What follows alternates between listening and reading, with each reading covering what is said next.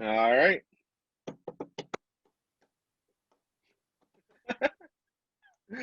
Welcome back We all to gonna Heart of the Order. just talk at once? Guess who's back? Back again. HOTO's back. Tell your friends. May have forgotten about us. I don't even know how to do like the intro anymore because it's been so long, guys. Just sing a song from The Hangover. And we're the three best friends in anyone can have. Guys, spring training has started. Well, welcome back, first of all. How are you guys doing? How's your coronavirus pandemic been doing? How's everything going for you? I just thought of it now. Like in the interview where James Franco's like introducing himself, he's like, same, but different, but same. If you don't get that reference, you're not gonna get what I'm saying. But I'm exactly the same. I haven't got a haircut in like a year. Whew. So I'm just growing out the flow. I love the flow. It's my my hairline's last stand. We'll see what it has left in it. There you go. Before I just go bald. The flow and the beard. It's a great combination. I dig it, Brooksy. Yeah. Thank you. I'm good. Can't complain. I'm just excited baseball's back. I just want some normalcy in this world in terms of like trying to go out, but like at the same time, it's nice to be back. It's nice to have sports again. I know we were struggling with that, but now there's like this, it feels normal, just like we can't gather. So, but we're real close. We are real close. So we're close. We're getting there. I mean, the restrictions in Pennsylvania have been slowly lifting. We're getting back to almost normal capacity here in Pittsburgh. You don't have to order food to get beer anymore, so that's an improvement. Let's talk about Texas real quick. Texas is wide open. You got full fans. They are wide open. I was just talking to a player down there, and he pitches for a school, and on their opening day, he said they had almost 30,000 people in the stands. Like, I was like, what is it like pitching in that type of atmosphere after, almost he was coming back from Tommy John surgery. And I was like, what was it like pitching in that atmosphere? I mean, during the pandemic, it's been almost 2 years since he actually pitched in that type of atmosphere. And he's like, dude, I can't even describe it. Like, it's ridiculous. So, I mean, I can't imagine what's it like down in Texas for some of these like college athletes and stuff like that to kind of be going through that. And actually have it open, but living normal life as well. I mean, I'm not gonna lie. I said that because the Texas Rangers, they're having 100% capacity for opening day. They have to wear masks apparently, which is like defeats the purpose of having 100%. Like, it just like double standard a little way. Yeah, it's like, all right, well, full stadium, but you have to wear a mask. Like, pick one or the other. So bottom line is that'll be the first sporting event that I'll probably see in, over a year and a half, 2 years, whatever, where there's full fans. Mm-hmm. Yeah. I mean, I'm already looking forward to Bills season. I mean, I know we're a baseball podcast. I'm probably going to get season tickets for the Bills again this year. I had season tickets last year. Couldn't go to the games, obviously, but they're planning full, like, everyone in the stadium, and I'm pretty excited. Mac, why are you just skipping baseball? Why? I'm just the Red Sox. What happened to that? I'm not gonna drive to Boston to, and I can't go to PNC Park over here and go to a full stadium because even if they do have full capacity, it's probably going to be 25% still. It has nothing to do with the fact that they stink. So it has nothing to do with the fact that they stink. You know what though? You know what, guys? The Red Sox might be all right this year. They might be. It's not going to be a COVID year anymore. They got some players. They brought some guys in. Chris Sale might be back. I'm hearing a lot of mites. And Eduardo Rodriguez is back after having like a heart condition that kept him out last year. I think we'll be all right. I I think we'll be all right. We're not going to be a bottom dweller. I think we'll be all right. I we'll be think You all won't right. be you'll the bottom competing of the East, but you with won't the be Pirates. bottom of the league. Like We're the going to be Pirates. better than the Pirates. We're going to be No, a that's lot a better fact. than the Pirates. That's a fact. I know Hang we your hat stink. on that. So don't come at me. Don't come at me No, over there, guys. I'm not Don't coming come at you. I'm me. just going to help you. Embrace the tank. Embrace the stink. I think we're going to be all right. We'll see. We'll see. We'll get to that as we get down the road and talk about predictions. Yeah. As we get into our later episodes, I mean, guys, season 2. I'm going to call this season 2, episode 1, because I honestly can't remember. My camera's really fuzzy. I was like, where did Brooksy go? You just I kind thought of we had. I disappeared. thought we might have had a fire drill incident again, where Brooksy's trying to get out of the hotel. Dre's video camera isn't working. I thought we might have had one of those incidents again. That looks better. With how we do things, it wouldn't surprise me at all. But guys, season 2, episode 1. Because I can't remember what episode we left on at the end of last year.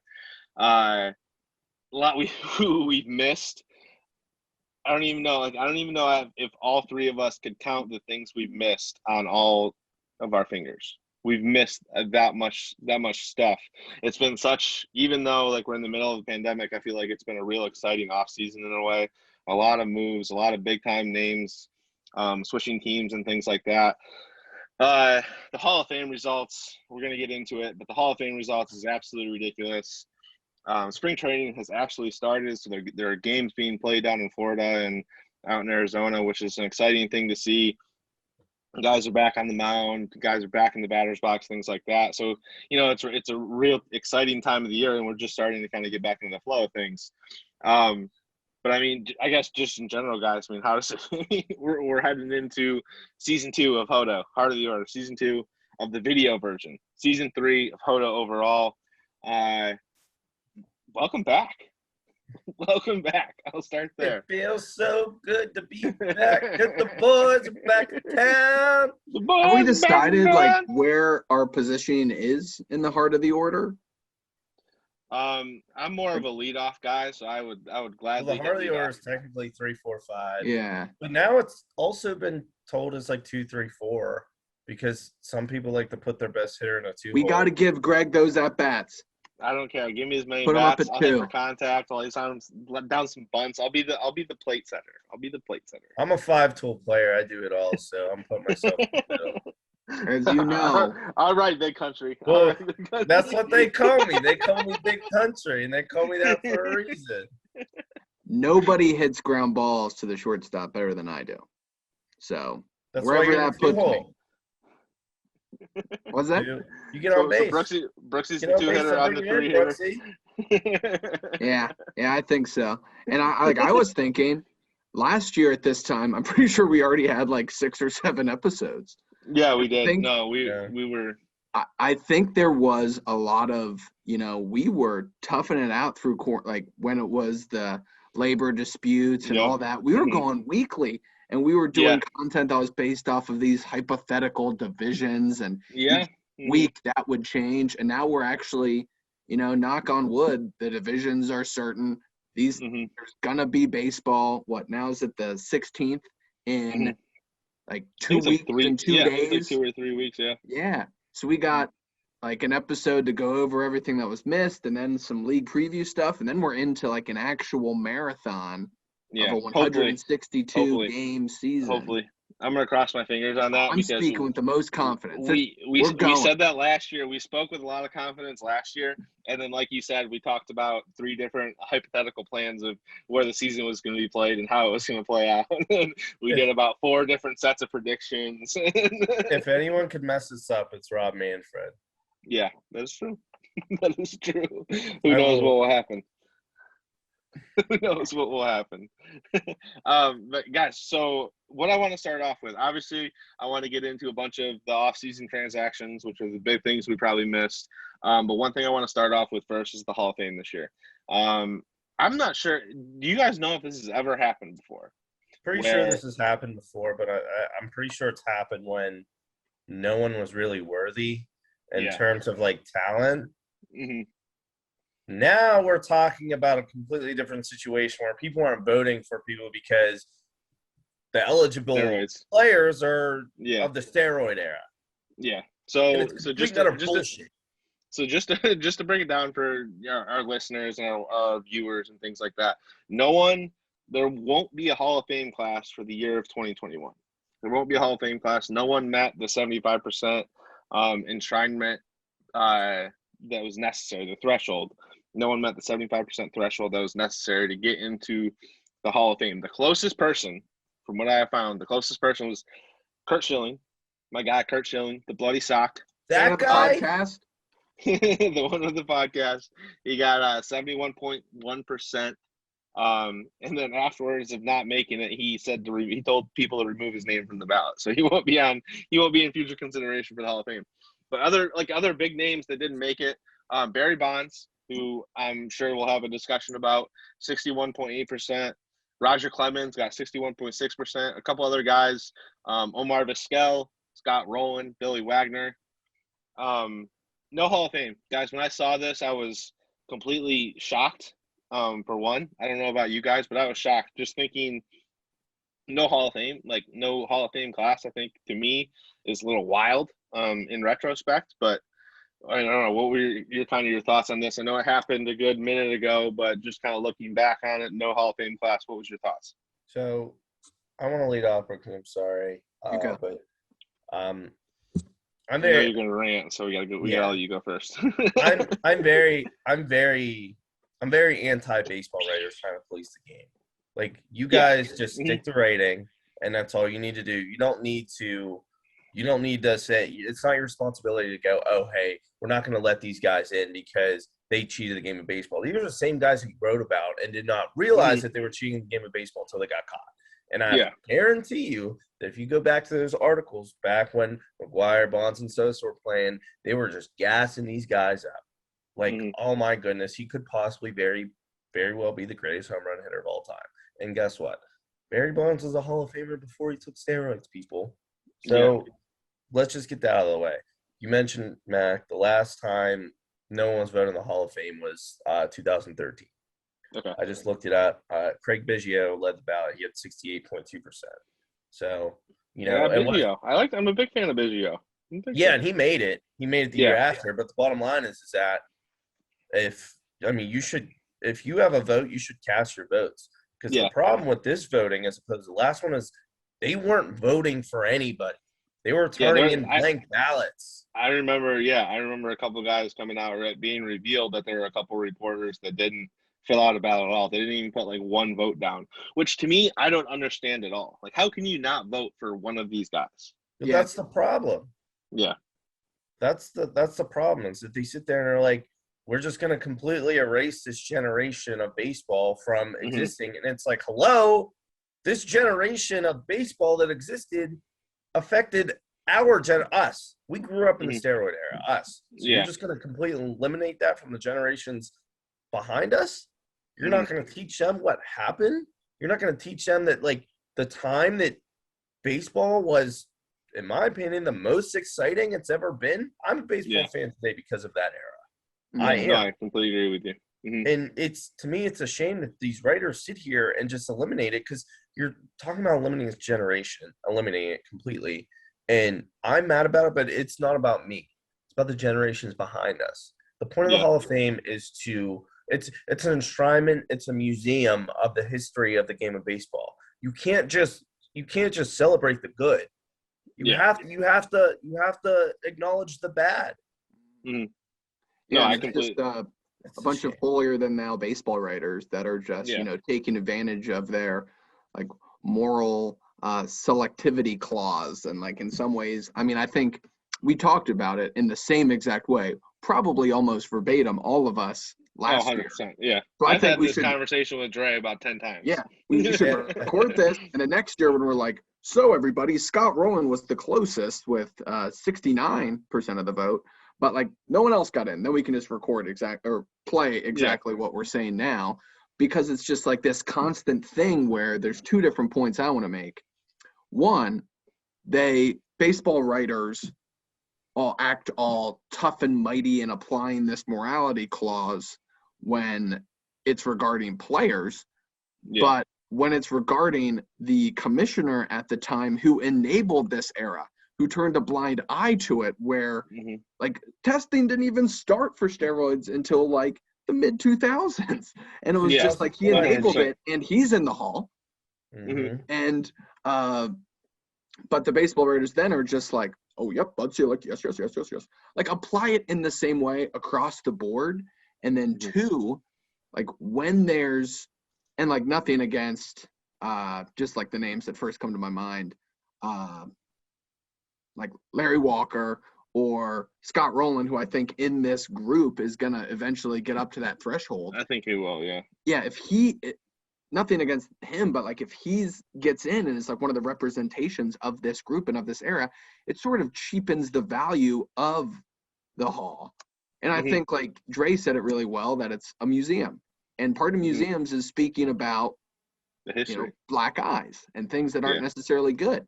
And especially when there's an era of people who, like Barry Bonds, who's the best player ever in terms of like in this scheme of time with the things that he could do, but it's marred because of this black eye on him personally. Doesn't mean that he shouldn't be in the hall, but it doesn't mean that that part of his story also shouldn't be included with him.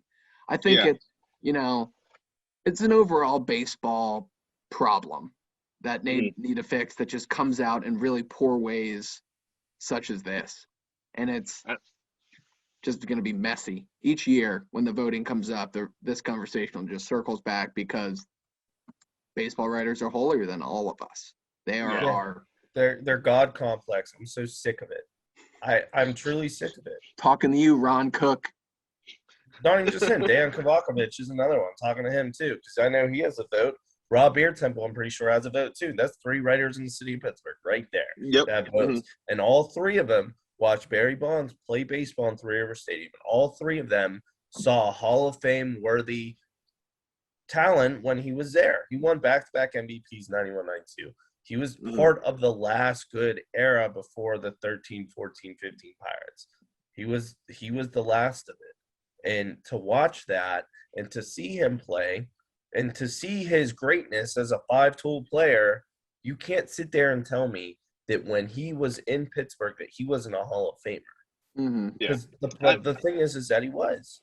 Yeah, I mean, I think his timeline, his career is kind of one that like emulates like this problem, or not this problem, but like he emulates like the change of baseball, because he went from this guy that was fast. I mean, he was still stealing bases and stuff in San Francisco, but I mean, if you look at Barry Bonds from his time in Pittsburgh to Barry Bonds like towards the end of his career in San Francisco, he was 2 completely different body types, if you think about it. So I mean, in that way, I think it kind of emulates like how much growth and how much like steroids kind of built him up in a way. I mean, because obviously he's probably the face of steroids, you would think.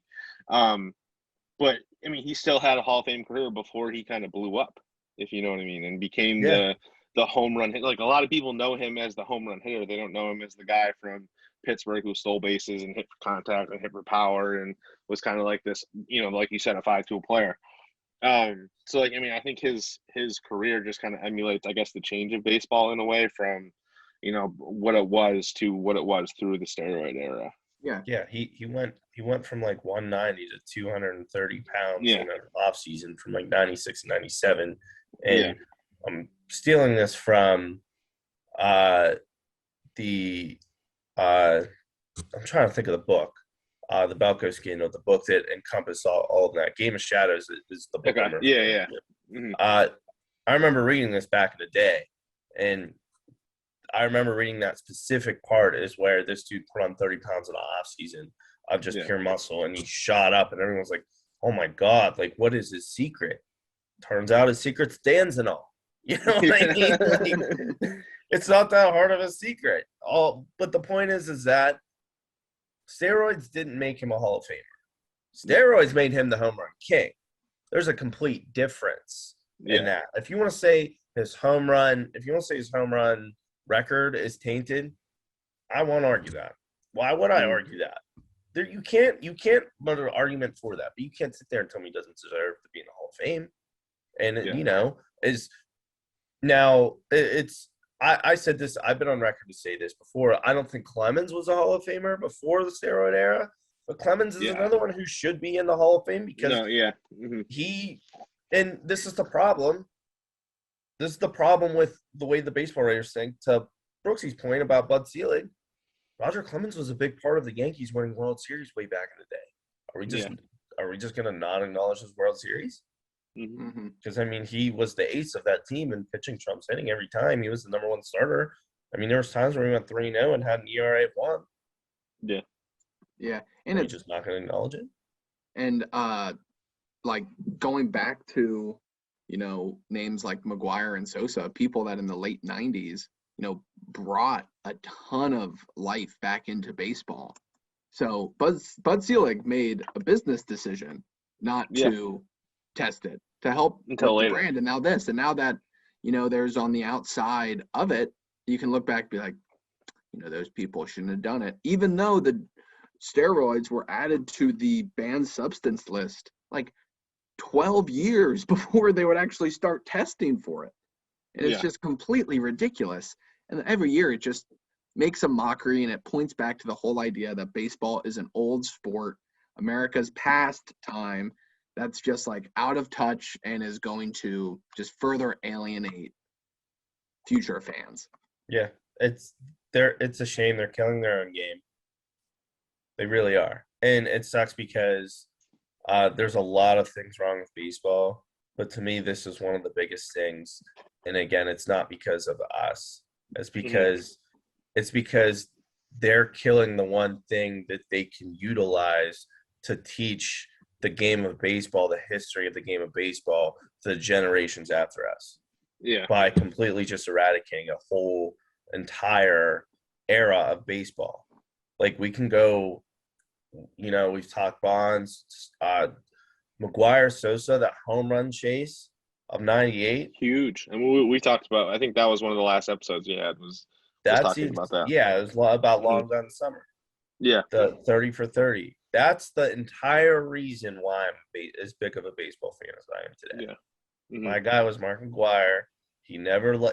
Sosa never led in the home run race, but they were back and forth every single night. And for him to hit 62 and Sosa being there to watch him do it, I watched it live. Never forget it. All I'm saying is that entire year was the best. I had the same routine every day. When I come home from school and I wanted to watch baseball. And I didn't want to do anything else. I wanted to play baseball.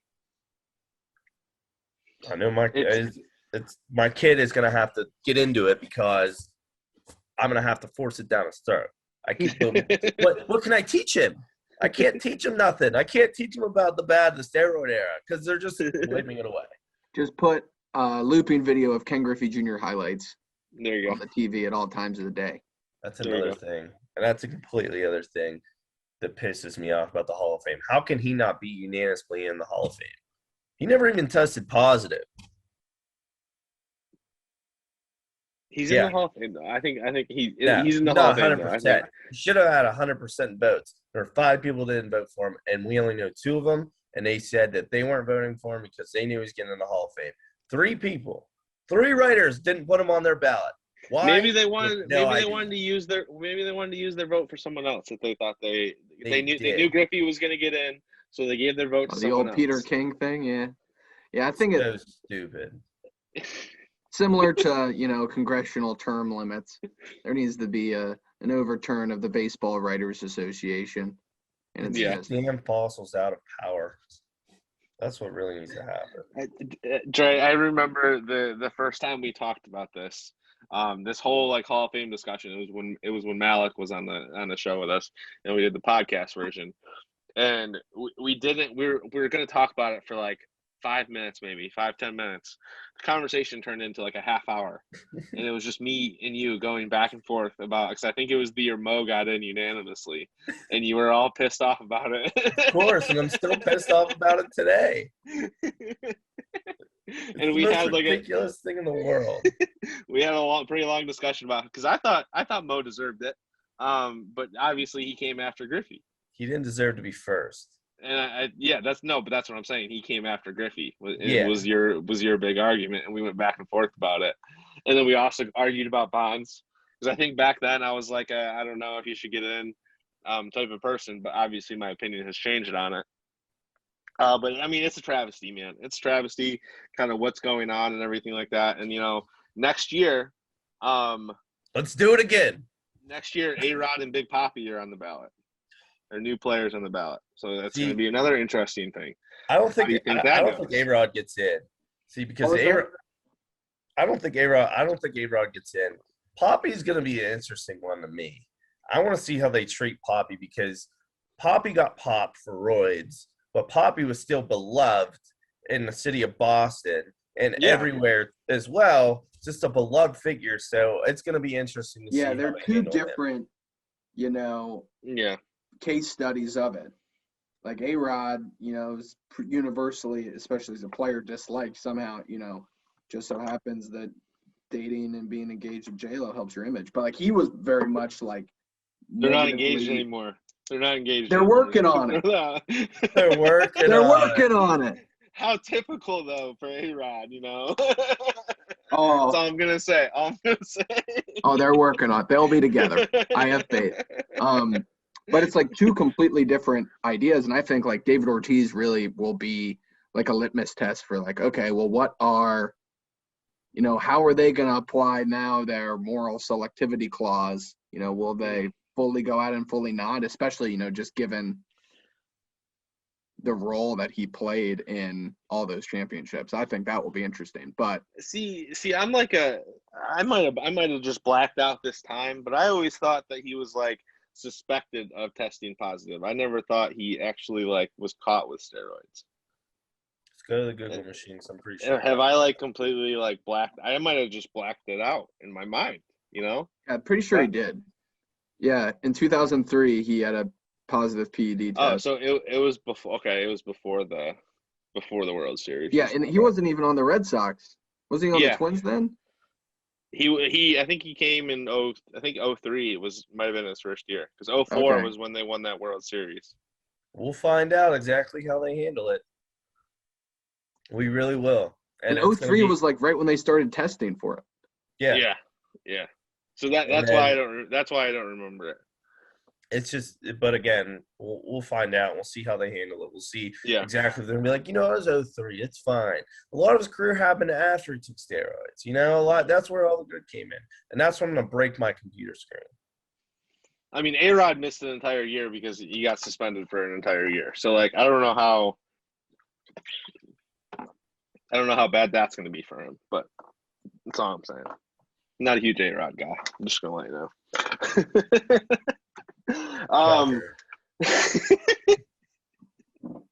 All right, guys, but obviously that was just the one big storyline we missed this offseason. There's a bunch more. I do kind of want to talk about some of the transactions that we missed. Obviously, there's a couple other things that we missed. Maybe we can touch on them in future episodes. But we don't want to keep our listeners here all night. We don't want to be talking all night. But there are a bunch of moves that we kind of want to touch on, some of the major ones. First one, I think, might have been, I don't know if I would judge it as the biggest. It might have been the biggest one of the summer. Nolan Aronado going from the Colorado Rockies to the St. Louis Cardinals. Would you guys judge that as the biggest move of the offseason? I wouldn't say it's the biggest move of the offseason, but I'll say it's the biggest move of the division. Yeah. I think when you look at this division, and we're going to break this down in future episodes, but when you look at this division, you look at teams like the Cubs who are subtracting. They traded away Yu Darvish, which we'll touch on as well. Him going to the Padres, but when you look at the teams, when you look at teams like the Reds who lost Trevor Bauer and the Brewers not really adding anything after he signed Yelich to that contract. Bottom line is that the Cardinals are the evil empire. And they already had Paul Goldschmidt, who's really freaking good. They have nobodies that we don't know of that'll just come up and, play the MVP caliber. But, I mean, they added a top 3 third baseman in Major League Baseball. we will see exactly how it translates when he goes out of Coors Field, because there's a lot of statistics out there that suggest Yeah, that that's a hitting he part. was really good because he played in Coors, at least Yeah. offensively. But again, he also has Paul Goldschmidt to help him in that lineup, and he hasn't. I mean, no disrespect to Charlie Blackmon, but if you put Paul Goldschmidt in to Coors Field 82 games a year, he's going to be a home run champion.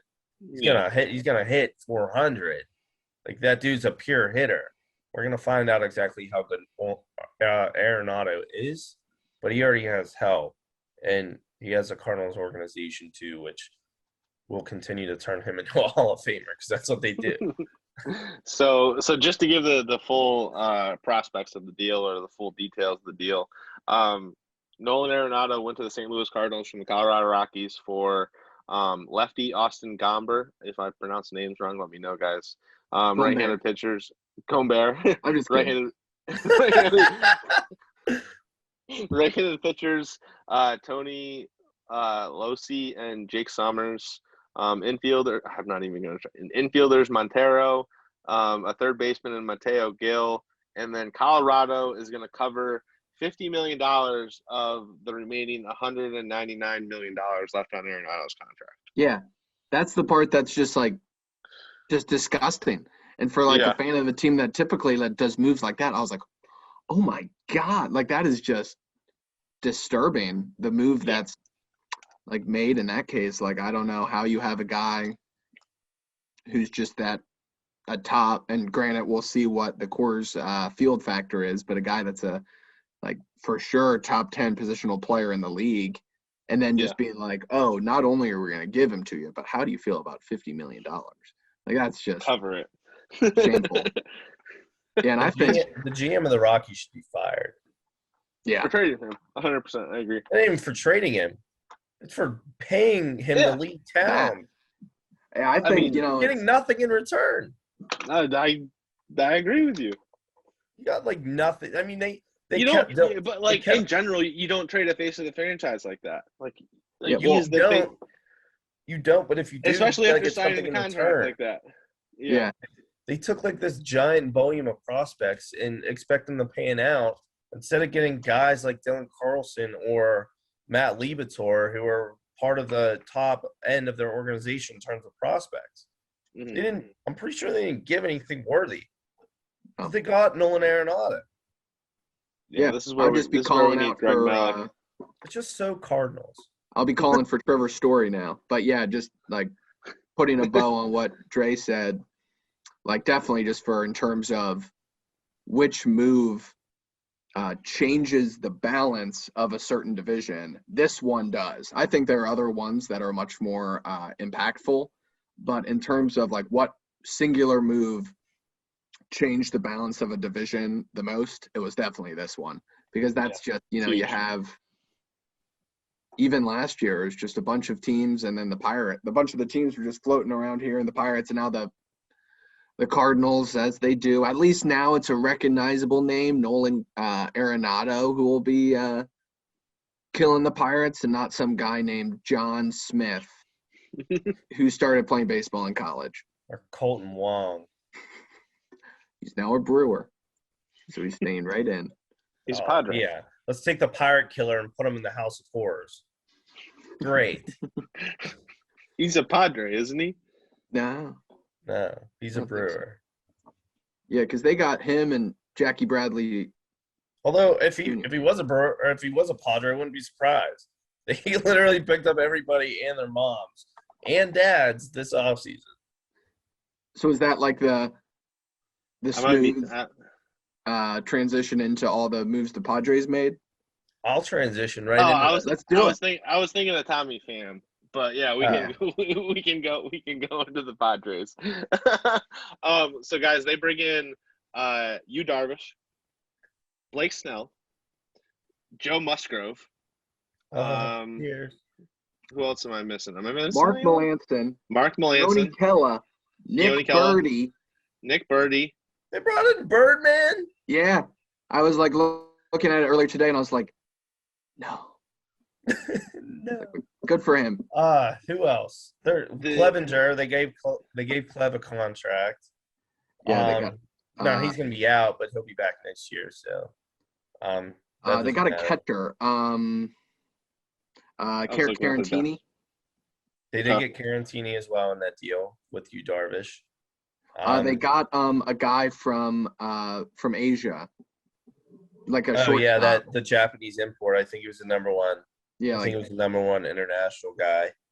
They got him as well. Haesung Kim. He's a shortstop, but I don't know exactly how they're going to handle that because they also gave Tatis a boatload of money. A boatload of money. We got to talk about Tatis too, because like his whole situation is absolutely ridiculous after signing that monster contract. Yeah, it was like the Padres were just making all of these moves, and you're just like, holy cow, they're just going for – because this was well before like Trevor Bauer went to the Dodgers, and it was just like, wow, the Padres are just involved in, like the Patriots in free agency this week. Like the Padres just had their hand in everything, just like taking the quantity route and then just like piling up on a rotation. And now you just have both them and the Dodgers just have pitching out the wazoo.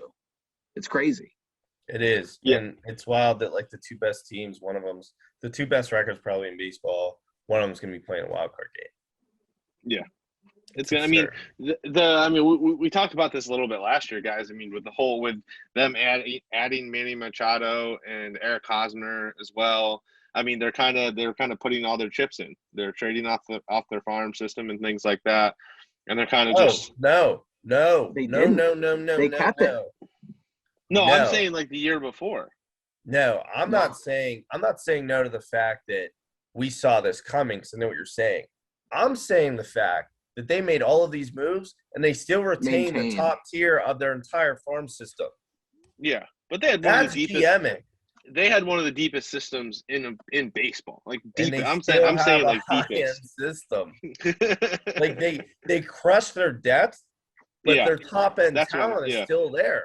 Like Mackenzie Gore, CJ Abrams is still there. Like those are two of the top. Those are two top prospects. Gore might be one of the top pitching prospects, not just lefties, but pitching prospects. And CJ Abrams is a top 10 prospect according to MLB.com. And they kept them both. You know what I mean? Like, I don't know how they pulled off everything that they did, especially acquiring guys like Blake Snell from the Rays, who you should never trade with. And it looks like that they're going to win that trade. I mean the Padres. Then the Pirates, who we took a boatload of prospects as well. I don't know what we're going to get for Joe Musgrove, but, like, I like the return. It's cool. But it's not like the return I was expecting. I was expecting a lot better. They did a hell of a job. So basically what you're saying is you don't want to trade with the Padres anymore. Never. Don't trade with the Padres. AJ Preller's a god. They're just already taking all. Like I was just like skimming their their roster today, and then I was like, I had no idea they got Kella. I had no idea knew they had Melanson, but I scrolled down. I was like, they got Birdie too. Like outside of his injuries, he's like a real stud, and if he stays healthy, that'll be crazy. I love Nick Birdie. He was good before. He was good for the Pirates before he got injured a couple years ago, and then he got injured again too recently, didn't he? He was so fun to watch. He really was. Yeah. Like that's weird to say because like he's just a relief pitcher, but like he brought heat and he had stuff, and you could just see it. It was pure. It was great. Yeah. Who's throwing a wiffle ball? Injury. Oh, that injury was it was gross. Yeah, it was gruesome. That was for sure. Where would you put the Padres this year, guys? I mean, with all the moves they made, the arms they brought in, everything going into this year, I mean, it seems like they're kind of putting everything in. Where do you think they second? Behind the Dodgers, obviously. They're playing in that division. It's going to be so hard to beat the Dodgers. Yeah, I think, like, honestly, like, to me, just the fact that they have to go the wild card game, like, route, I mean, it's like, just sucks that the team that's better than you is in the division. So, like, I mean, as of now, it's not much that they can do. They're going to have a one-gamer against another team's ace. That's how it goes sometimes. That's how it goes. This is like I don't know. It's weird because last year in a 60-game season, I mean, the Padres were so fun. Slam Diego, you know what I mean? Hitting grand slams and like just doing everything against the grain, and they were a team that you could love, and then they go out and they just get all these guys, to kind of just bolt them past the Dodgers. But then the Dodgers literally go out and get Trevor Bauer and just shut everything down. The Cy Young winner. They just give him $40 million a year, and they just do that.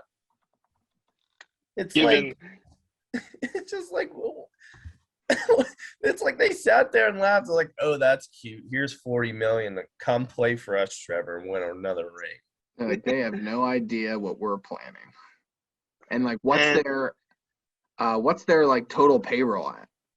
Like 200 and I don't know. It's got to be high though. It's got to like be 230. It's got to be way over the luxury tax. Oh, I'm yawning. That's not good. Let's go to the Google machine. Dodgers payroll is,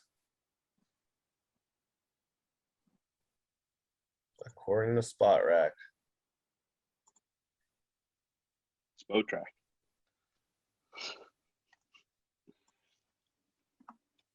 Oh, the luxury tax is funny.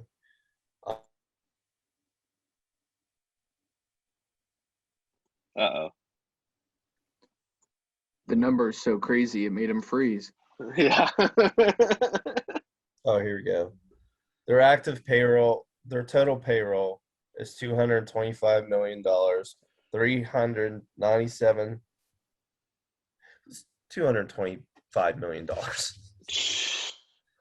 It's a smidge over that, but they're just like, yeah, we're going to spend a whole bunch of money and go win another World Series. They're over the luxury tax, so yeah. I mean, in a capless league, that's cool, but like, they get a huge chunk of the revenue from the $6 billion TV deal that they signed years ago. Yeah. So there's that. Like, they got money to spend, and that's what big markets do. Plus, with the pandemic sort of lifting restrictions, they're going to get a lot of money back in ticket sales and merch, especially now that Trevor Bauer's there. So there's more merch they're going to get. I do want to talk about for a second just the way that Trevor Bauer approached free agency. He basically trolled everyone. I hated it. Literally everyone. I liked it until the end, and then I hated it because I'm Team Mets this year. That's my team. After they got Lindor, that's the team I'm hopping on. It's gonna be another perfect transition then. I just hated how everyone thought that he was going to the Mets. That was my destination. I thought he was going to go. If he goes there, it's like, oh, the Mets might actually win the World Series. They got the Grom and Bauer. Like, that's something to really think about if you're LA. And then drop this signed hat, Mets hat, that he's selling on his website. Turns out he went to the Dodgers. Like, oh, like that should never happen. I'm sorry. Like, I mean, yeah. At the end of it, like there was big controversy surrounding the whole thing because the Mets fans were pissed about that because there was some miscommunication between Bauer and his team because whatever was on his website got like uploaded without it. Like it wasn't supposed to get uploaded. So the Mets fans were freaking out, and he apologized to him. And I don't know if you guys saw that happen or anything surrounding that, but it was like the whole like trolling different fan bases. I know he posted in Boston for my side of the thing, but he posted like a plane ticket to Boston, and he was like, "What's up, Red Sox fans?" or something like that, and but he did that with multiple teams. I thought it was pretty funny how he kind of went about it. It's like when you're the hottest girl at the party, you just know that you're just gonna tease everybody, and then at the end of it, just be like, okay, who has the most money? Okay, that works.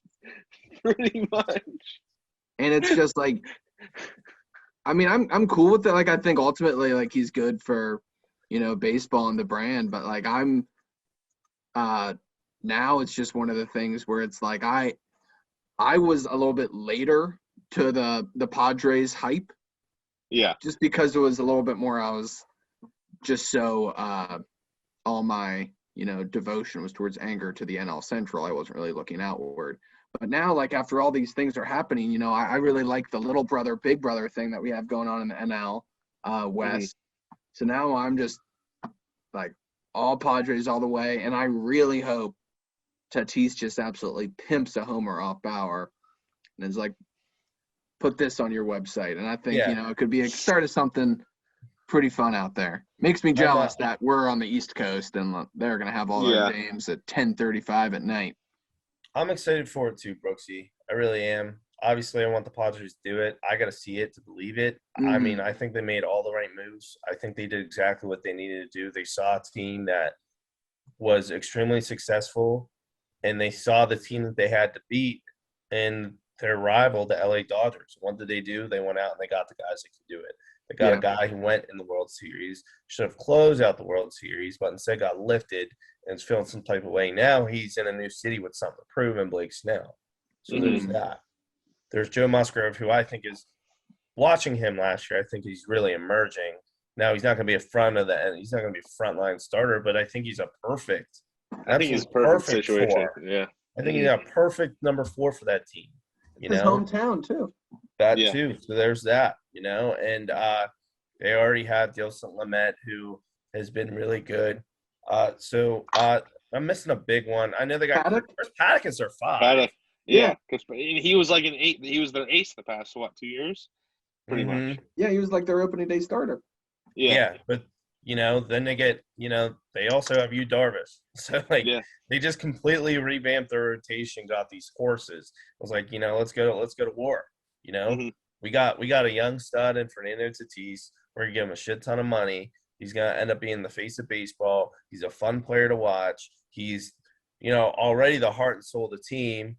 You put him next to Manny Machado plus Hosmer, like they got the team to do it. Just gonna see it happen.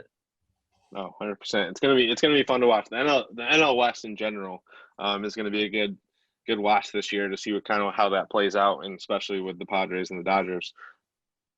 Yeah, and like the Dodgers rotation doesn't even have room for Dustin May, Tony Gonsolin, or maybe not even David Bueller. Oh, it came in really echoey for me. And I thought that you were just like, "There's a fire" or something. They may not even have a place for David Price, and it's just what the Dodgers have 7 starting pitchers, and it's just so much bulk that's there that's just gonna be really cool. And they have one of the most dangerous lineups in the league too. So it's shit. What do you do? Bummer to be a Pirates and Red Sox fan, eh? Hey, as a Pirates fan, let's go for Elijah Green. Lose as many games as possible. Get Elijah Green. We'll move into that next phase. Everything will be A-okay. Because that guy, I'm saying it right now, that guy should go number 1 overall. Whichever team he ends up on, that's a legitimate another 5-tool player, but he's going to be the next face of baseball. He's that good. Is he as locked up as the number 1 as Kumar Rocker? No, and it's not because of Elijah Green. It's because of Jack Leiter, which apparently there's some debate that he is more major league ready than Kumar Rocker, which I say to them, go to hell, you idiots. All right. Well, Dre, you already touched on it. The New York Mets have also made a couple moves this offseason. I don't even know if I can even call them your New York Mets because you're a Pirates fan. You can't. Okay. I'm a bandwagon Mets fan. I've already texted my friends that are Mets fans. I've let them know that's my team to root for this year. So there's no confusion. Because you can't root for the Pirates, right? Well, it's not that I can't root for them. It's that I'm rooting for them to lose. My plan I can accept that. I can accept that. My plan this year with the Pirates is to bet against them in every single game. If they win, you either double down and then sprinkle a little bit on the positive money line. Well, it's gonna be fun. But no, I honestly think the biggest acquisition for the Mets, I don't think it was Francisco Lindor. Mm-hmm. It was Steve Cohen. Changing ownership, which is something that we didn't get to touch on until right now. The fact that they brought in Steve Cohen is incredible because now they're going to spend money out the wazoo. They're going to Well, I mean, finally. he's already kind of displayed that this offseason already. He has, but next offseason is going to be a bigger indicator of that because there's a bigger free agent class. Yeah. But the bottom line is that here's a guy that's worth $14 billion, and he's gonna finally give the Met. He's gonna finally put a team in New York that can go up against the Yankees in terms of payroll and interest. So it's gonna make the Subway Series a lot more interesting. But that makes the Mets a desirable franchise. Mm-hmm. Especially glad that A-Rod and J-Lo didn't get it. Now that they're on the Rocks. Yeah. But if they did, they might still be together. True. They're working on it. It could have been a piece where they kept them together. They're working. Could have been their baby. Like who would get Mr. Met? You'd just be spending different weekends at the other one's house and So but I agree. I mean, I think like there's certain things that need to happen to turn a team in, that's typically, like I'm blanking on the term for it, but that's just sort of a little bit more of like the laughing stock. Like the Jets weren't, or the Mets aren't, to that level, but it's always like, oh, they're the Mets. They're like always the redheaded stepchild to the Yankees. And there's certain things that they can do to like legitimize themselves, like at that seat of the table and be taken seriously by everyone. Yeah. And the biggest thing of like, all right, we're here now is getting Steve Cohen and like just making the moves that he did. And I mean, I think just getting a guy right off the bat like Lindor, another guy that's like a top 10 positional player in the game for a team that will, because I think Stroman was hurt a lot last year. Yeah. Get back Syndergaard at some point. Like they're just going to be, it's going to be like fun baseball, especially when you just have these, rivalries. The one thing that you get when you have 10 teams going all at it, 10 teams that aren't spending anything, is you get these really like unique rivalries that come up. Yeah. And I think like the Mets are a team that definitely will, pique my interest this year. Definitely. And I mean, just to kind of break down what else they acquired other than Steve Cohen this offseason, they brought in Francisco Lindor, the shortstop, superstar, franchise cornerstone shortstop, and Cookie Carrasco, who was recovering from cancer. Yeah. So they brought in two big players, in my opinion, that kind of changed the scope of this franchise. Because now you got Cookie Carrasco, you got Noah Syndergaard when he comes back, you got DeGrom, you got Stroman. I mean, we've talked about, I think they traded Matz, right? They traded Steven Matz, right? He's in They Toronto. did trade Matz. He's in Toronto. But they got I always pronounce his name wrong. Taiwan. They got Taiwan Walker. Yeah, Taiwan Walker. Yeah. So they got. I mean, I don't even know how to say it. Like they got the pieces. Like they had a good offseason. It's an under the radar type team to really watch because we just talked about the Dodgers and the Padres and the moves that they made. But the Padres made it in plethora. Yeah. But then the Dodgers get the crown jewel of the offseason in Trevor Bauer. But the moves the Mets made are incredible. They're great baseball moves for what that team already has. Like, they have a good offense. Yeah. Now they have a great offense. They had a good defense. Now they have a great defense. Yeah. And that's what Lindor does. Lindor's a Gold Glover. And he's a silver slugger guy. Like he's a guy that can hit 30, 35 home runs, driving 100 from the 2-hole. You slide him in a lineup with Pete Alonso and Conforto and J.D. Davis, and Dom Smith, whatever they figure out they're going to do with him. Like, this is a team. And James McCann, which is probably, a big acquisition as well for a catcher. This is a team that you have those guys that we mentioned before, and then you have Jacob deGrom, who's a 2-time Cy Young winner. Bottom line is that, they are a team that's ready to finally take over the NL East. Yeah. Because the Phillies, it's just a fun fact. The Phillies, they made all those moves last year. They got, Bryce Harper. This year they got Real Muto. They re-signed him to that big contract. Did you know the Philadelphia Phillies have the longest playoff drought in Major League Baseball right now? Mm-hmm. No. Yeah, Hopefully they they were break in it. like 10 years ago, right? Yeah, they have the longest playoff drought in And they Major won League like Baseball right now. 105 Yeah, games. Like it was they were a what really Ryan good team. Howard. It was Ryan Howard, Doc Holliday, Brad. That was when they had Brad Cliff Lee. Lynch, Yeah, the thing was, Victorino. I think it was 2011, the year he threw that perfect game, and they haven't made the Yeah, playoffs since. Yeah, Game 5 against Adam Wainwright. yeah, They have the longest playoff drought right now, Yeah. which is really funny. that's crazy. I didn't realize that. That's wild. Yeah, it is pretty crazy. So basically, what I'm trying to say is, it's like, yeah, they're hungry, but I don't think they'll do it again. I just Yeah. don't. Yeah. I just don't believe in them. Hmm. I don't know why. Like, to me, they're just not. They just don't have it. They don't have that ace. Aronado ain't it, and their biggest offseason move was to re-sign Romito. They didn't go out Yeah. and get nobody else. No, They they needed got to. to send Bryce Harper that big ass contract. Hmm. And the Braves got better.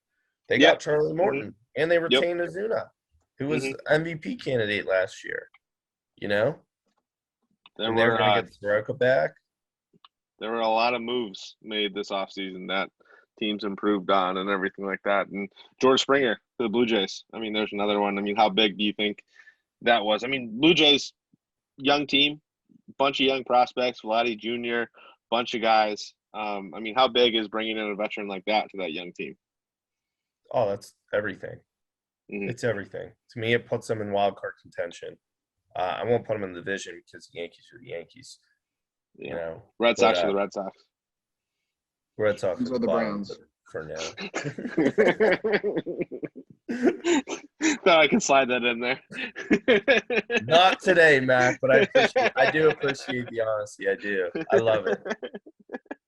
Now, I mean, I'm pretty sure, again, when we go over our predictions here about them, we're going to end up discussing the Padres being a wild card contending type team, or the Blue Jays. Yeah. I'm sorry, the Blue Jays being a wild card contending team, and I will say a lot of it is because of this George Springer acquisition. Yeah, it's going to be huge for them. That's for sure. It's one of those moves. I mean, they made a couple of moves last year, but this move kind of just brings in that veteran bat to line up with a bunch of young players who are looking to make a name for themselves, kind of moving forward. So that's another big move. But then we got, we kind of talked about a couple of these moves already. But the Pirates, we got to talk about the moves all of the Pirates made this offseason. First of all, Josh Bell going to the Nationals. Then we already discussed it a little bit, but we got Joe Musgrove going to the Padres. They have finally dealt another one of their pitching prospects from back in the day when they were making their playoff run, and Jameson Taillon going to the New York Yankees. And then one of my favorites, they released Chris Archer. Chris Archer re-signs the Tampa Bay Rays. So, from a Pirates fan perspective, guys, what did you think of their offseason? I mean, you had to have. Great, let's just be point, silent for 5 minutes and let him sit in it. Right? Enjoy it, man. Yeah, we'll get to. Did Mookie Betts ever come back to you? No, we traded Andrew Benintendi though this offseason, so that's fun. Yeah, Chris Archer's winning the Cy Young this year. I'm ready. I'm ready to get into it. I am. I'm ready to get hurt again. I was fine until you mentioned Chris Archer, because that's the only move I hated. Yeah. It really was. And it's just like, it's the biggest slap in the nuts. Like, it just all comes full circle of this entire trade. And it started back in 2015 when they were supposed to trade Meadows and they were supposed to trade Glasnow for Chris Archer. Then they do it years later, and he turns out to be a bum. But then he re-signs with the team that traded him, and they still get the prospects. Like, it's just the biggest slap in the nuts I've ever seen in my life. Like, it's vintage Pirates. Like, honest to God, it just reminds me of something that would have happened in their 20-year losing streak. Like, And he's probably going to go there and he's going to be a 3-starter again. He's going to probably have an ERA of like 3.38 or something wild. He's going to win like 12 games, and he's going to be 12-8 and be like, oh, where was this? And it's like, what do you expect? Yeah. Yeah, and I'm of like the thought where with some of the other names that they traded, like there's different ways to play this and acquire certain players. Like I think, sell Musgrove, Tyon, and Bell. I thought the timing of that was fine. And then for a guy like Archer, though, when your salary cap or when your payroll is as low as it is, that's the perfect example of just like, hey, new regime, new pitching mindset. Like, let's see, because did Archer even pitch last year? No. I don't even think he did. So, He was like, hurt. he's rested, he's fresh. Just like, I think he had like an $11 million option. Pick that up just so you can, like, turn it Have into some something. sign of dignity. What was that?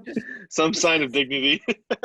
Not even that, but like you can get a return from other teams. Like that's a great way to acquire prospects when you're a low payroll team, is to sign these guys, these veterans, with the mindset of, okay, we'll trade them out. Best case scenario, they perform well and then we can flip them.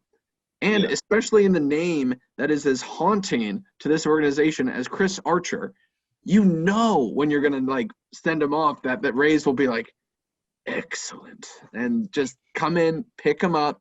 So like in terms of the overall Pirates moves, like, they're doing the things that they need to do, but there's another avenue here where the team needs to get people with like sizable, like pay enough money to bring in these guys that have the potential to really hit it big, and then you send them off. Yeah. And that, I was sort of hoping they would have picked up the option on Archer, but it's one of the things. It just made sense to pick it up. Yeah. Because this team was the worst team in baseball last year, record-wise. They were the worst team in baseball. So everyone should have saw this coming when guys like Josh Bell were getting traded, and guys like Joe Musgrove are getting traded. Like, they're taking what assets they have and they're trying to replenish a farm system that desperately needs it. So they're looking at their window and they're trying to look, to the years of 2023 and, in 2024. This year, this year to me is like the last real bad year I want them to have in terms of like get that number 1 overall pick again, because Elijah Green, like, if they get a top 3 pick, that's cool because there's other prospects. But the bottom line is that you're not expecting to win. Mm-hmm. You are in phase 2 of your rebuild where you're selling off what assets you have that are controllable and can bring you something back to replenish that farm system, because that's what you have to do in order to succeed if you're not going to spend money. Like, just pick up his option and then flip him. Like, it doesn't even matter what the return is. It's that you made the right decision. Letting him just walk is the complete wrong decision. Mm-hmm. And you can't really judge him. You can't judge anybody off of last year. Yeah. But Chris Archer especially, because dude didn't even pitch. You don't know he's capable of with new regime. Yeah, I was going to say, I thought the biggest thing for him was, he saw all this success in Tampa Bay, and then you guys, obviously the Pirates traded for him and brought him in and everything, and he wasn't exactly following like the pitching philosophy that he's known for. So I think is an old fossil. Yeah, no, but that's what I'm saying. Like, I think a new regime would have been the perfect opportunity for him to see if he could thrive in like a new situation, I guess, in a way, with a new pitching coach and a new front office coach, things like that.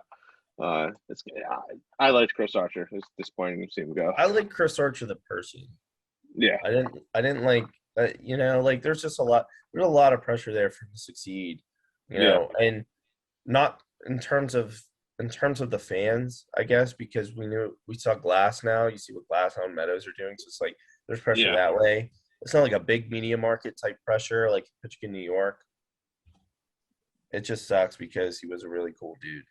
Yeah, and it's one of the things that his name and the Pirates name will always be like, one of those trades where you're just like, oh my God. Yeah, that But didn't turn out well. and it's the same thing that, at the end of it, Glasnow, if he stayed on the Pirates, he wouldn't have, reached the point that he's at now, just in terms of, the development and the style that he was under. And, to that point, now I feel a lot more positively. Like I'm not,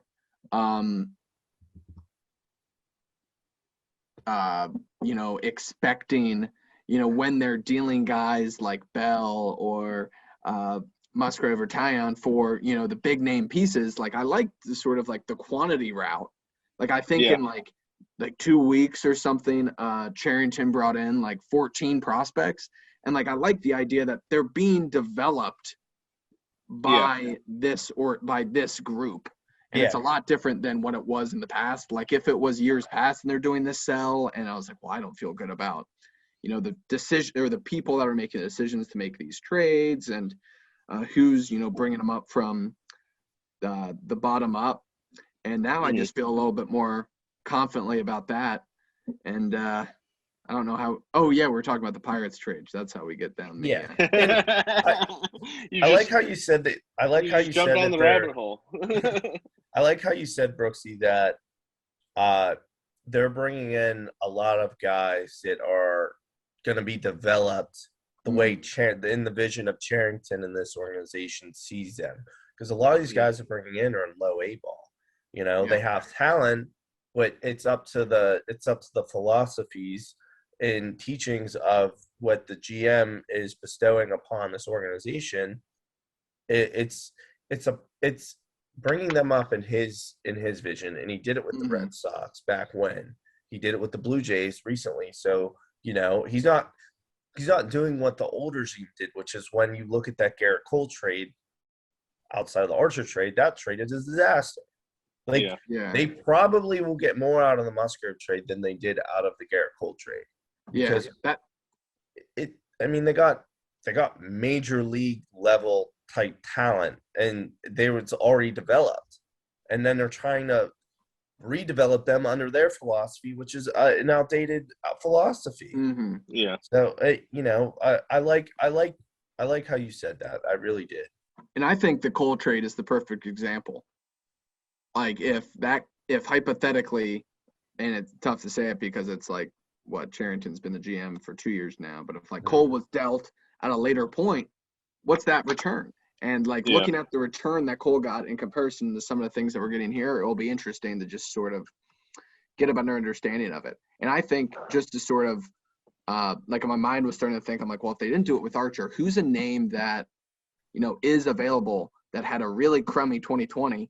I mean, we all had a crummy 2020, but like I'm talking like baseball wise, and I'm trying to think. I'm going to Google it. Is Rick Porcello still in the Mets, or is he a free agent? I think he's with the Mets. Either them or the Tigers. I don't know why I feel like it's the Tigers. I know he played for them before. He's currently a free agent. Okay. So like that's an example of a guy who would, who I would like to see the organization like thinking in that manner of being like, oh, well, what are some other, they actually just did ways. That. They just did that, and they signed Trevor Cahill. Yeah. To a major league contract. So they're sort of trying to do that in that sense. But again, it's phase 2. And people sort of saw this coming whenever they fired the GM. Like that is the tell of all tells that it's over. When a new regime comes in, it's over. And then the first domino dropped with Starling Marte. And now we're talking about the returns of that trade being in the future of what the Pirates are going to look like. And Liviero Peguero is the future shortstop of this team. Yeah. He's part of that return. And then Brennan Malone's being talked about as part of the rotations, to go up with Quinn Priester, who was drafted, who thank God was drafted so young that now he can be developed the way he needs to be under this regime. Yeah. And then, still have Brian Hayes. We have some things, even though we're rooting for him to lose, you have some pieces where it's like Brian Hayes. All right. While I will do your method of betting the Pirates to lose every game, I also may throw some bills on Brian Hayes winning Rookie of the Year. I'm throwing Bills on him to win Rookie of the Year. I'm throwing Bills on the over, which is 58.5 when I saw it on FanDuel, because Yeah. I think that's just so low. But I'm also throwing Bills against them to lose. Right. I'm gonna step right back. My cat's doing something weird. Cat dad. Cat dad. No, the bottom line. The bottom line is though is that the Pirates are in phase 2 Trying to of the get into the rebuild. bag. These are Cat cat treats? treats, not drugs. I thought they were drugs when you first put them on the camera. I'm I not gonna look lie. over. Oh my gosh, he actually got holes in it. It's because he got that long hair. I was like, yeah. Guys, were there any like big moves this offseason that that you thought were huge that we haven't talked about tonight that you can think of on the top of your head?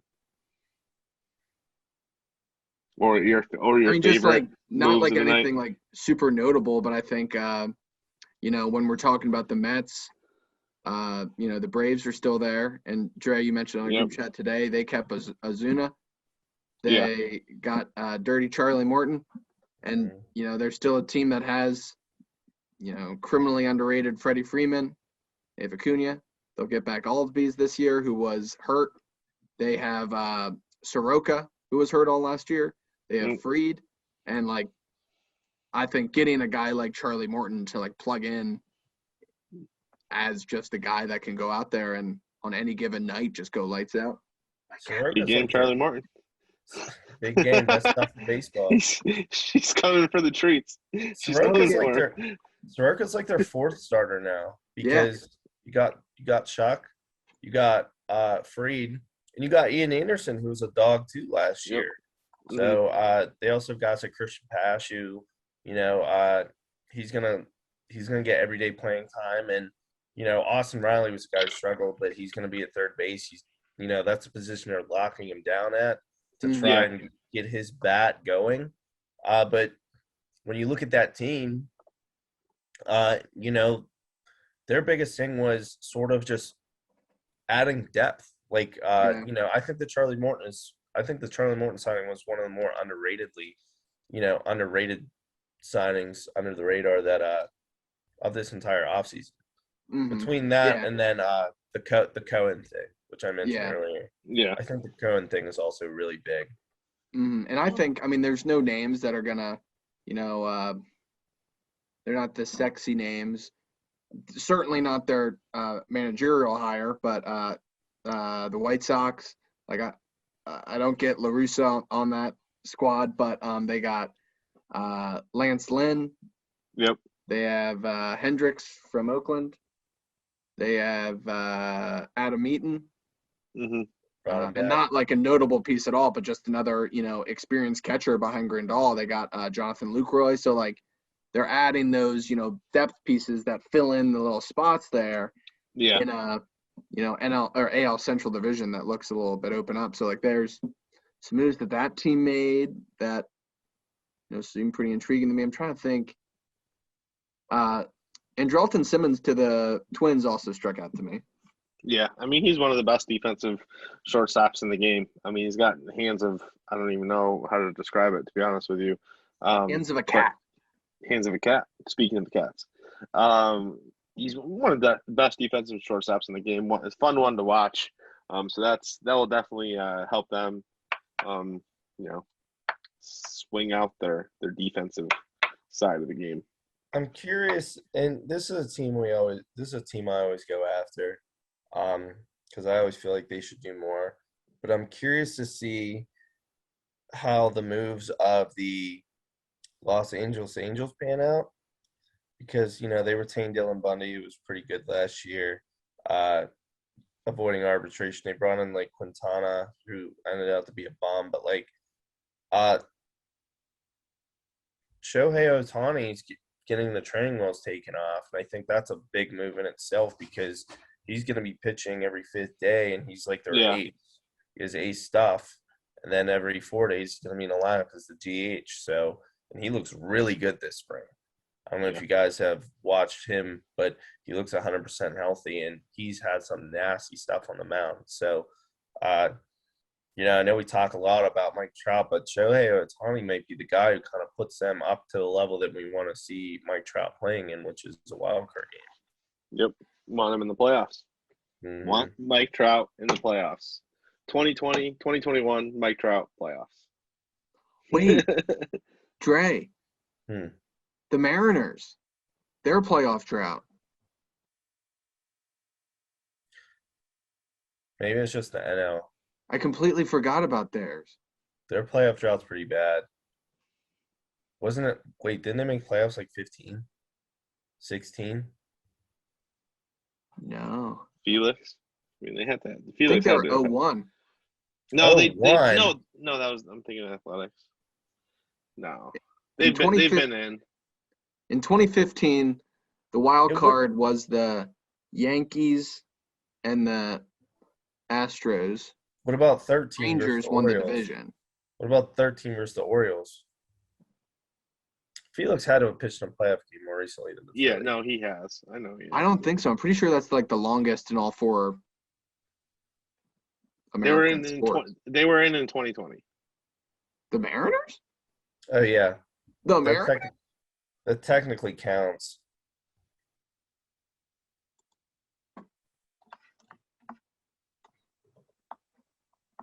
Are we sure they're in the playoffs? Oh, never mind. Yeah, I don't think 2001. they were. 2001. Oh, sorry for lying to everybody. That was my fault. Maybe it's just the National League then, because I know the Phillies haven't made it. It's in the National League. We should Probably just be like six. this year to encourage listener or viewership. Be like, every episode we give you a false fact. Give us then the correction. And then we you fix it win. at the end. And you win a HOTO buck. And then they just call like every time they're like, we found 15 in this one. I'm like, all right, you have 15 HOTO bucks. We're just spewing false info. Where can we spend HOTO bucks? Lindor actually went to the no. Pirates, guys. Chris All right. Archer, never happened. All right. So that's all we have time for, guys. Do you have anything else? Any closing notes that you want to include? It's good to be back. Thank you. It's good to be back. That's a good one, Trey. We'll see you guys later. Deuces.